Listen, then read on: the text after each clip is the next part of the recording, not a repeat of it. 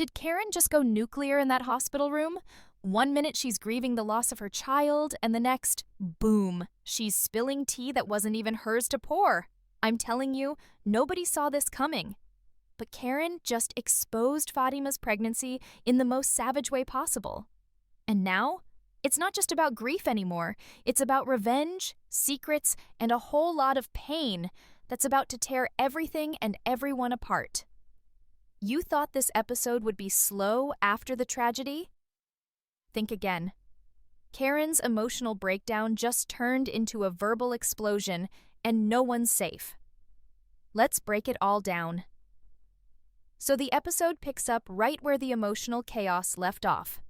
Karen's in that hospital bed, heartbroken, body weak, mind racing. The stillbirth has completely shattered her, and rightfully so.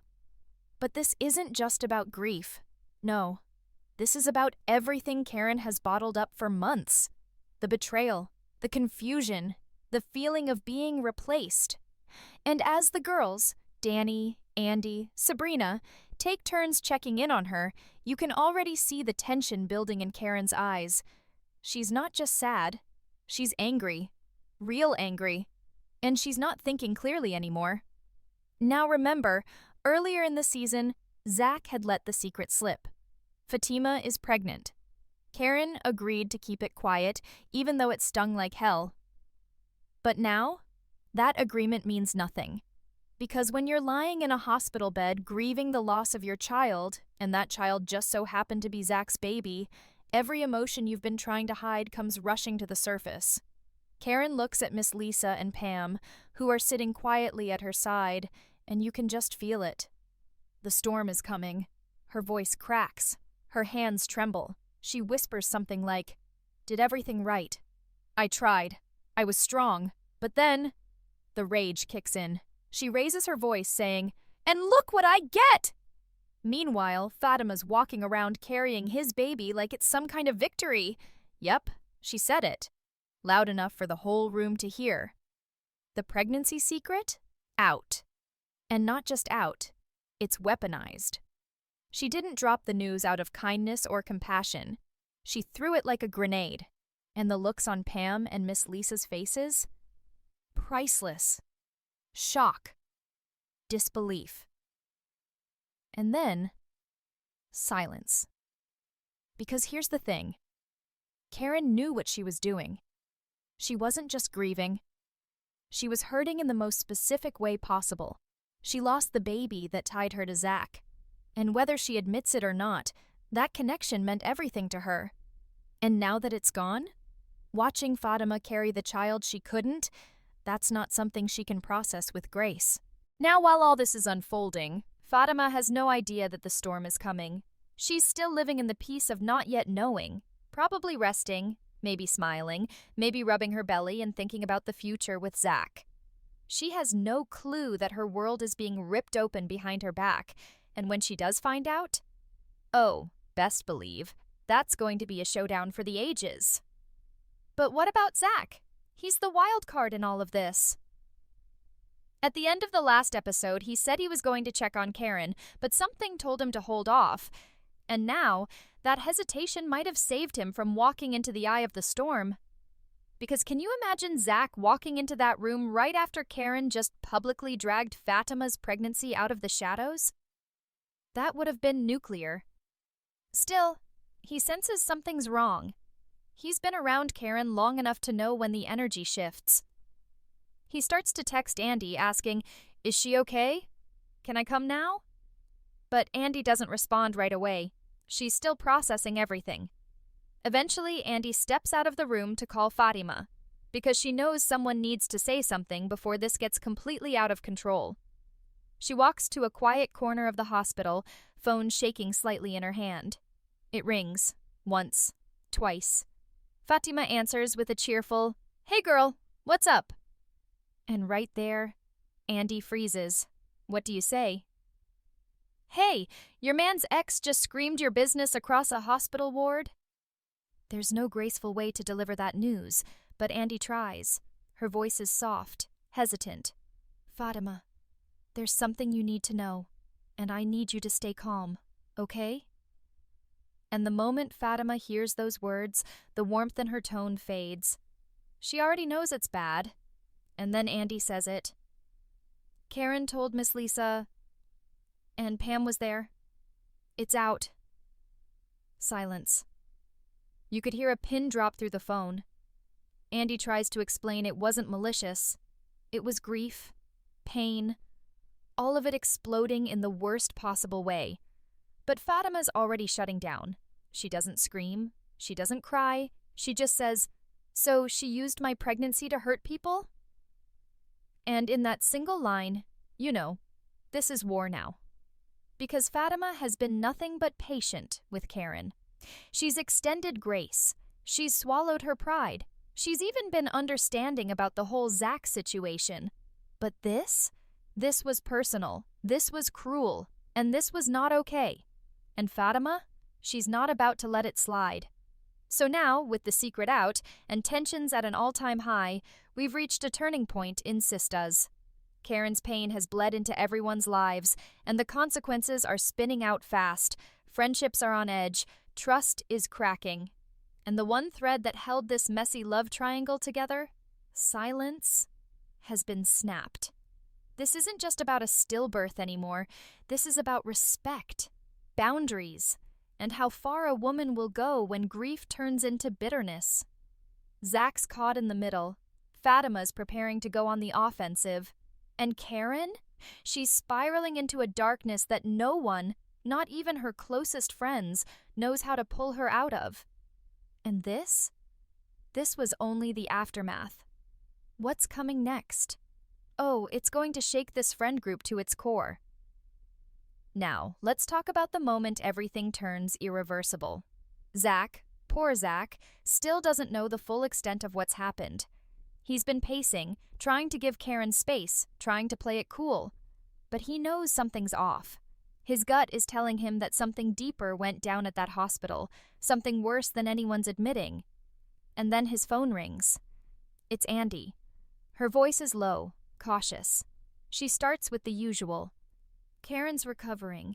The doctor says she needs rest. Emotionally, she's struggling. But Zach knows Andy better than that. Her tone says more than the words do. He cuts her off.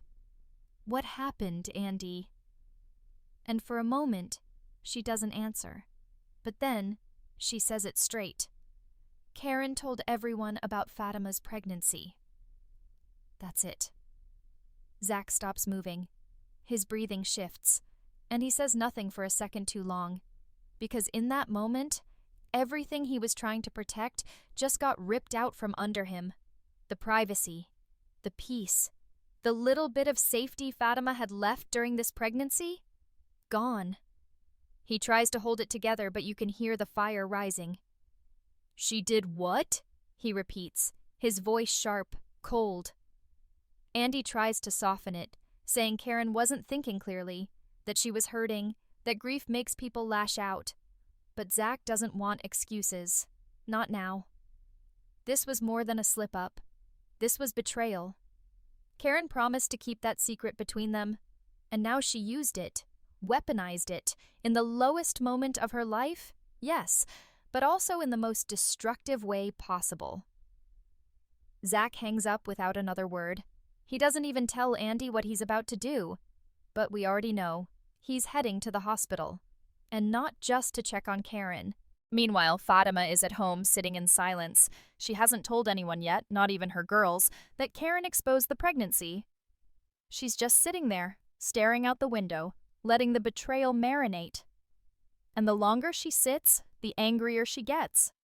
Because in her mind, this isn't just about Karen. This is about boundaries and how they keep getting stomped on. And when Zach finally walks through the front door, Fatima doesn't even look up. She just says, "Did you know?" And he shakes his head.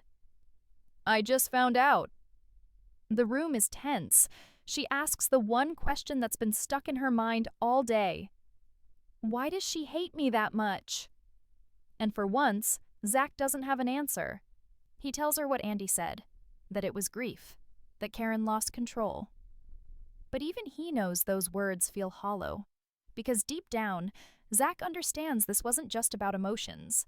This was about punishment. Karen may not have said it out loud, but what she really did was punish them both for moving on. And Fatima? She's done being punished for someone else's unresolved feelings. Fatima stands up slowly, holding her stomach with one hand, her voice steady but ice cold. You better handle that, because if she comes for me or this baby again, I won't be so calm next time. And Zach nods, because he knows she means it. He also knows this isn't a situation he can talk out anymore. It's too late for soft words and apologies. This needs action. Now back at the hospital, Karen is calm, but in a way that's more disturbing than her earlier outburst. She's tired. Her voice is low, but there's a sharpness in her eyes that wasn't there before. Miss Lisa is trying to talk her down, gently reminding her that Fatima didn't take anything from her, that sometimes life just happens. But Karen doesn't want to hear it. In her mind, she's lost everything. And the only person left to blame is the woman who has everything she doesn't. Pam peeks into the room, pretending she's coming in to fluff a pillow or deliver some flowers. But really, she's just there to see how Karen is holding up after her outburst. She says something like, "Girl, people already talking." And that's when Karen finally snaps back into reality. For a moment, she looks surprised, like she genuinely didn't expect the news to spread that fast. But then, her expression hardens. She says, "Good. Let them talk." Let them talk? That's the moment we realize Karen's no longer just grieving. She's plotting. This is no longer about just healing from loss. It's about claiming pain as power. And that's dangerous. Because if Karen lets that hurt define her, if she clings to bitterness like a badge of honor, then no one is safe. Not Zach, not Fatima, not even her own friends.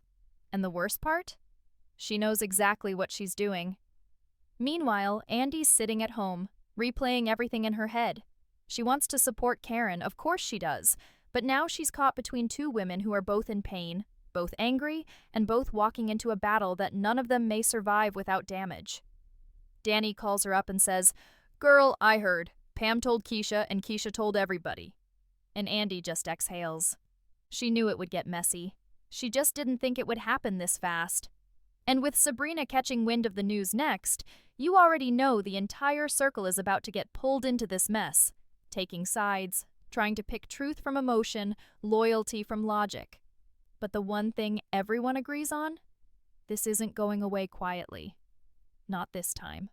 Karen's grief has turned into a slow-burning fire and it's spreading. And we're not even at the confrontation yet. Because when Karen and Fatima finally face each other, it's going to be war. Everything comes to a head when the unthinkable happens. Karen and Fatima finally come face to face, and y'all, the tension is unbearable. It's not one of those accidental run-ins where they exchange cold stares and walk away. No, this is deliberate. This is intentional. This is war in slow motion. Fatima pulls up to the hospital, not to check on Karen, but to put an end to the whispering, the petty digs, the unnecessary drama. She walks in with her head high, hand on her belly, and that signature Fatima calm that screams, "I'm not here to fight, but I will finish one if it starts." And as she steps into that hospital room, Karen doesn't flinch. She was expecting her, maybe even hoping for this. You can feel it in the air, thick, heavy, and ready to explode. Fatima opens her mouth first. Her voice? Calm. Her words? Sharp. "You could have just talked to me. You didn't have to turn my pregnancy into a weapon." Karen sits up in bed, her expression unreadable. For a split second, there's a flicker of guilt, but it's gone in an instant. She replies with something like, "I wasn't thinking. I lost my child." And that's when you know, this isn't about logic. It's about loss. It's about the kind of grief that swallows you whole and turns your friends into enemies. Fatima nods, but her eyes are firm. She says, "I get it. I really do. But dragging me down isn't going to lift you back up." That one hits deep. Because for the first time, Karen hears her pain reflected back at her, not as an attack, but as truth. But Karen, being Karen, can't just let it sit. She fires back. You took everything from me. You got the life I was supposed to have. And that's when Fatima loses it. Not loud, not dramatic, just raw. She steps forward and says, You think this has been easy for me? Walking around wondering if your grief is going to make you come for me again? Wondering if my child is safe from your bitterness? Her voice cracks, and for the first time, Fatima isn't just the composed one. She's the hurt one, and Karen sees it. The silence that follows is heavier than anything they've ever said. Because in that moment, both women realize something. They're not enemies. They're just two women who loved the same man and ended up with very different versions of the same dream. Fatima turns to leave, but before she does, she leaves Karen with this final line. You can keep being angry, but don't let your pain poison everything around you, especially not me, and definitely not this baby. And she walks out. Karen breaks. Not in a dramatic falling to the floor kind of way, but quietly. She leans back in that hospital bed, tears falling silently, and for the first time, she realizes what she's done. The grief, the jealousy, the rage. It didn't bring Zach back. It didn't ease the pain of losing her daughter. All it did was push everyone further away, including herself. Meanwhile, Zach is outside, having seen Fatima walk past him with tears in her eyes. He doesn't say anything to her. Not yet. He just watches her walk away, knowing that something inside her shifted. He steps into Karen's room, but the anger he carried earlier is gone. He sees her sitting there, broken in a way that doesn't even have words, and for the first time, Zach isn't mad. He's just tired. He sits in the chair beside her and says nothing. She looks at him, tears falling, and whispers, I didn't mean to lose everything. And Zach, heartbroken, drained, just replies, You didn't lose everything, but if you don't stop lashing out, you might. That moment, that quiet honesty, it hits Karen harder than any confrontation ever could. Because this whole season, all we've seen is fallout. From lies, from love, from grief. But in this episode, we see the real cost of emotional warfare. The baby was lost, the secret was spilled, the friendships are fractured. But maybe, just maybe, there's still time to stop the bleeding. As the episode ends, we cut to Fatima sitting on her couch, hand on her belly, whispering, You're going to be okay. I won't let anyone hurt you. Her eyes are fierce, her tone is calm, and we know this woman is ready to protect what's hers. And somewhere, Karen stares at the ceiling, questioning every move she made. Not because she's a villain, but because she's a woman who broke under the weight of too much pain, and now she has to figure out how to put the pieces of her life back together before they vanish completely. This episode was more than drama. It was emotional war, and no one came out unscathed. If you're still watching this far, I know your mind is racing just like mine. So drop your thoughts in the comments. Do you think Karen's redemption is still possible? Or has she gone too far?